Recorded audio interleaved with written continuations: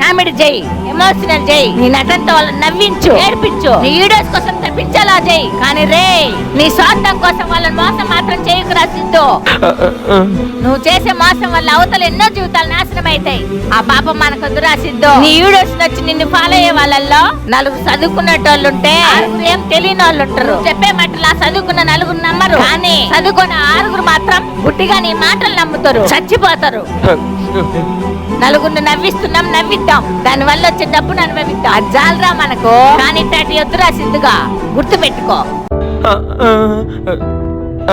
Sorry mummy, ఇంకెప్పుడు అలాంటి videos చేయను. వెళ్ళు మమ్మీ.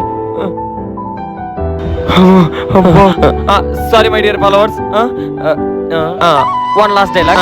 ఒక్కసారి నా పేజ్ లోకి వెళ్ళి రికార్డ్స్ చూసుకోండి. ఇప్పటిదాకా నా ఫాలోవర్స్ ని చీట్ చేసిన వీడియోస్ ఉండవు. సో నాకు సంబంధించినంత వరకు పక్కనోడికి ఏదైనా ఉపయోగపడుతుందని అనిపిస్తే దేని గురించి వీడియో పెడతా, ఎక్సెప్ట్ మూవీస్.